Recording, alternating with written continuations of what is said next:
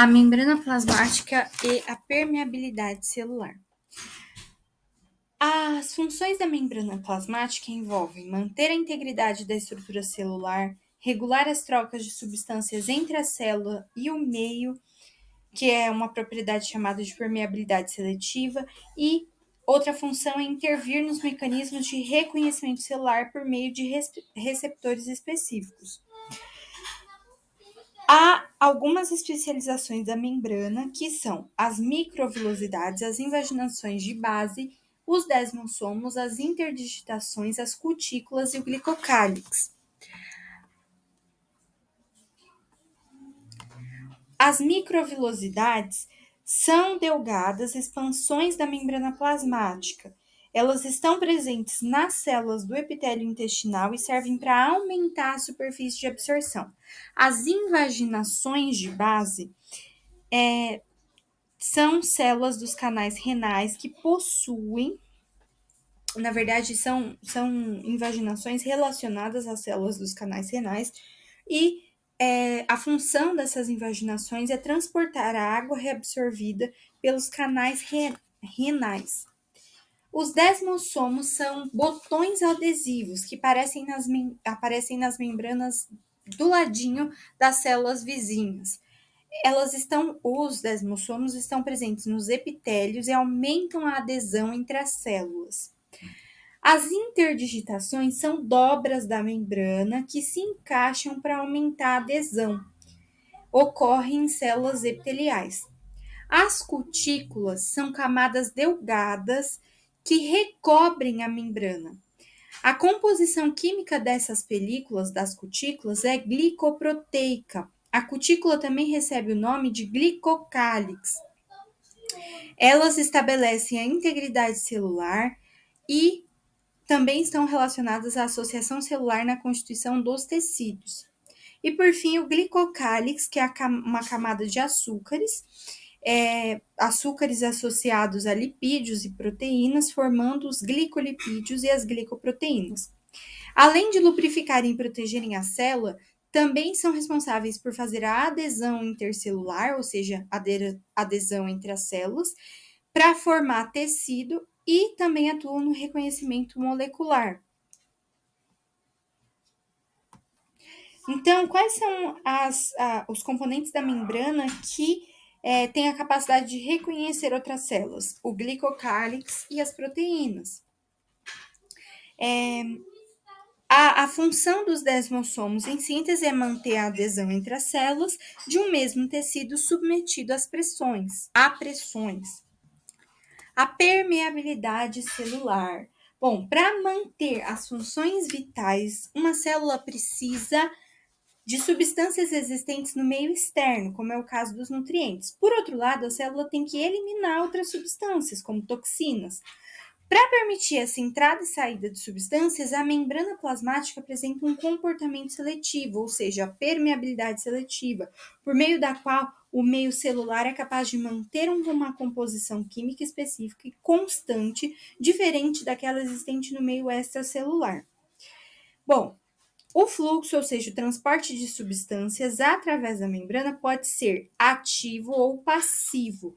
Então, o transporte de substâncias pode ser passivo ou ativo. Qual que é a diferença? O transporte passivo acontece a favor do gradiente de concentração. Então, ele vai do meio mais concentrado para o meio menos concentrado, ou seja, do meio hipertônico para o meio hipotônico.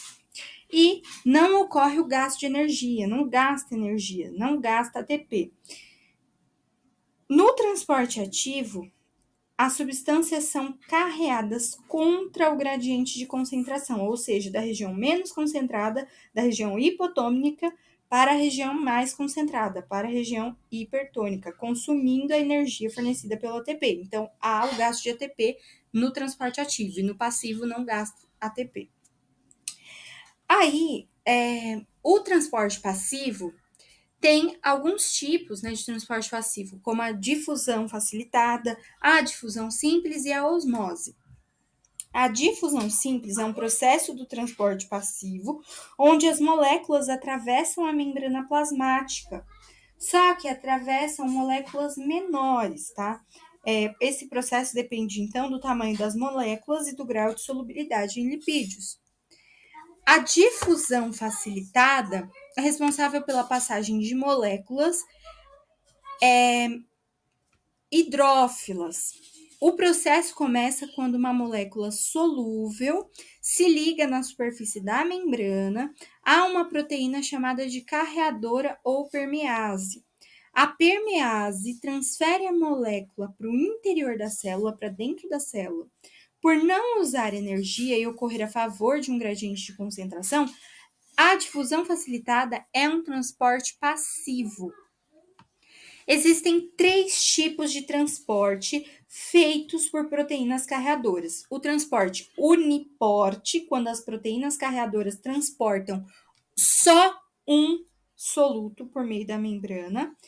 Tem o transporte simporte, quando 2 moléculas são transportadas simultaneamente em uma mesma direção.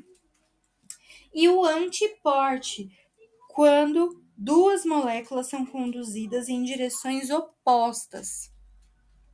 Além disso, o último processo de transporte passivo é a osmose.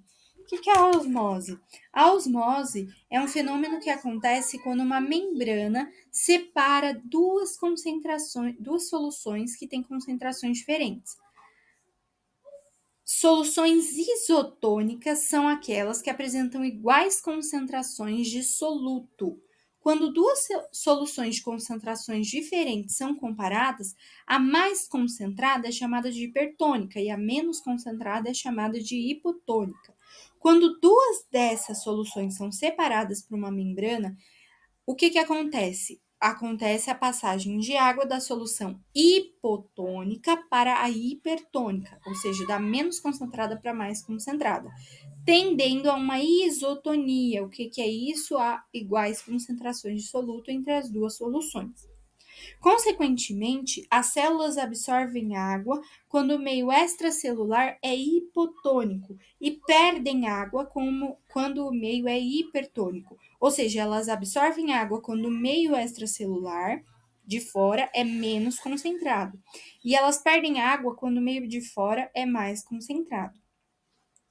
Em solução hipertônica, ela perde água e diminui de volume, sofrendo crenação. É um processo, né? Quando perde o volume, quando perde água e diminui o volume, é um processo conhecido como crenação. Quando uma solução hipotônica, quando a gente tem uma solução hipotônica e diminui de volume, ocorre a hemólise, ou seja, a hemácia absorve água e arrebenta, rompendo com a membrana. Agora, o transporte ativo, aquele que gasta ATP, gasta energia e é contra o gradiente de concentração, que vai do meio menos concentrado, ou seja, hipotônico, para o meio mais concentrado, ou seja, hipertônico. Vamos lá. As proteínas carreadoras também atuam como bombas, transportando um soluto contra o seu gradiente de concentração, usando a energia fornecida pelo ATP. Uma hemácia possui no citoplasma uma concentração de potássio 20 vezes maior do que o plasma circundante. E esse plasma tem concentração de sódio 20 vezes maior do que a hemácia. Para manter essa diferença iônica, a célula absorve potássio e elimina sódio. Absorve potássio e elimina sódio. Uma proteína carreadora, conhecida como Na+K+ATPase, funciona como bomba, transportando potássio para dentro da célula e sódio para fora da célula. Os íons de sódio intracelulares se ligam à ATPase, que, transformando ATP em ADP, obtém a energia necessária para mudar a conformação, jogando para fora, né, expelindo-os para o meio extracelular, então jogando para fora. A endocitose é o processo pelo qual a membrana plasmática engloba líquidos, macromoléculas e partículas do meio extracelular. O material englobado é encerrado no interior de uma vesícula e o processo compreende dois mecanismos, a pinocitose e a fagocitose. Fagocitose é quando eu vou englobar um sólido e a pinocitose vai englobar um líquido. Então, a pinocitose, a célula bebe, entre aspas, já que ela ingere líquidos e pequenas moléculas por invaginação da membrana plasmática, formando os pinossomos, que são vesículas. A fagocitose, basicamente, a célula vai comer, ou seja, ela ingere grandes partículas, como micro-organismos e fragmentos de células. A vesícula da fagocitose é o fagossomo. O processo ocorre principalmente em quem? Protozoários, amebas, macrófagos, células especializadas encontradas no tecido conjuntivo. E a exocitose? A exocitose é o processo pelo qual uma vesícula citoplasmática se funde com a membrana e libera seu conteúdo no meio extracelular, então libera para fora da célula.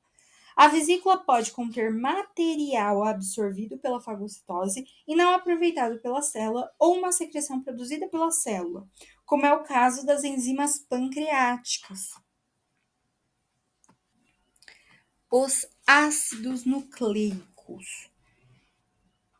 Bom, os ácidos nucleicos foram descobertos em 1869 por Friedrich Miescher, um médico suíço de 22 anos de idade. Por meio de técnicas avançadas para a época, ele isolou dos núcleos de células de pus e de esperma do salmão uma macromolécula nunca antes identificada, a qual deu o nome de nucleína. Depois, essa nucleína foi denominada de ácido nucleico.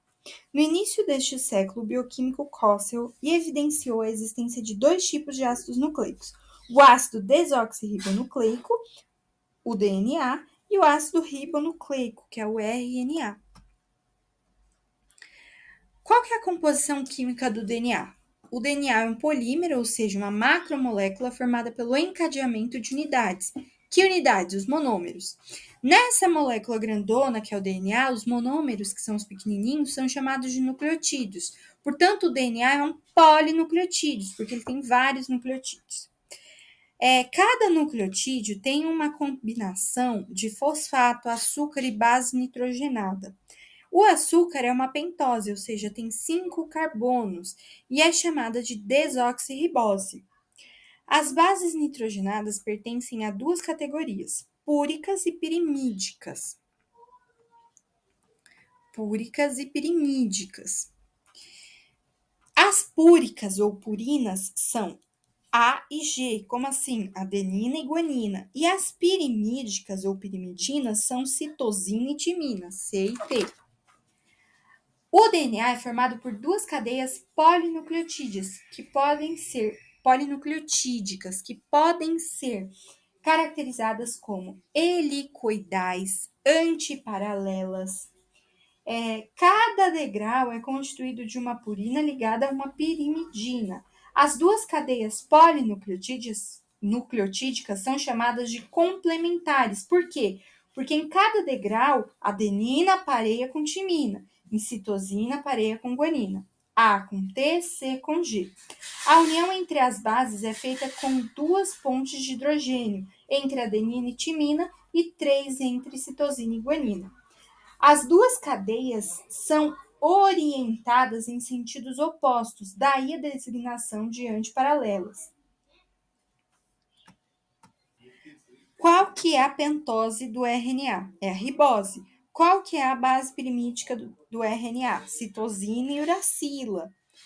Qual que é a base púrica do RNA? Adenina e guanina. Qual que é a estrutura do RNA? É simples fita. Qual que é a origem do RNA? Transcrição. Quais são as enzimas sintéticas do RNA? RNA polimerase. Qual que é a enzima sintética do DNA? DNA polimerase. Qual que é a origem do DNA? Replicação. Qual que é a função do DNA? Controle celular. Qual que é a função do RNA?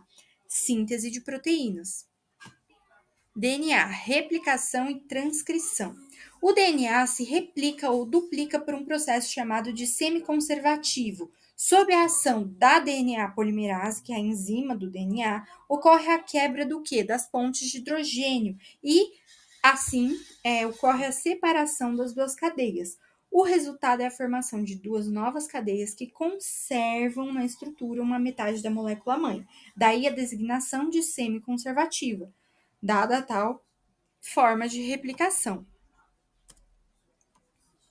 Para evitar que ocorram mutações, existe um mecanismo de reparo do DNA. Assim, depois de introduzir um novo nucleotídeo na fita complementar, a DNA polimerase, que é a enzima do DNA, realiza um processo de revisão. Ao reconhecer um nucleotídeo inserido erradamente, a DNA polimerase, que é a enzima do DNA, o substitui pelo correto. Qual que é a função e a localização do DNA na célula? O DNA é o quê? É o material genético da célula, ou seja, é o constituinte dos genes e suas funções são resumidas no dogma central da genética.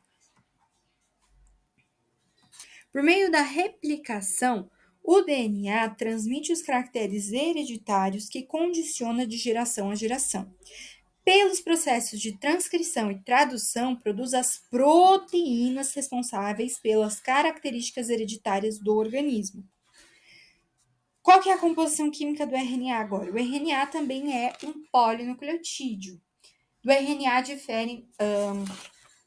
Aí os nucleotídeos do RNA diferem do DNA em dois aspectos, pentose e base pirimídica. No RNA, a pentose é a ribose, sendo que a base pirimídica, timina, é substituída por uracila. Qual que é a estrutura do RNA? O RNA é constituído por uma única cadeia de nucleotídeos. Lembra? Simples fita. Existem 3 tipos de RNA. RNA ribossômico ou ribossomal, RNA mensageiro e RNA transportador. O RNA ribossômico ou ribossomal está associado a proteínas. Ele representa 80% do RNA celular. E o RNA ribossômico é sintetizado a partir do DNA. O RNA mensageiro codifica a sequência de aminoácidos das proteínas sintetizadas nos ribossomos. O RNA transportador, também conhecido como RNA de transferência ou RNA solúvel, ele se combina com os aminoácidos e os transfere do hialoplasma para os ribossomos, que os encadeia na síntese proteica. O RNA é sintetizado aonde? No núcleo, usando como molde uma das cadeias do DNA, sendo necessária a presença de uma enzima, que enzima é RNA polimerase. Como acontece na replicação, as pontes de hidrogênio se partem separando as duas cadeias do DNA. Uma das hélices do DNA serve de molde e vai formando uma cadeia complementar com nucleotídeos do RNA.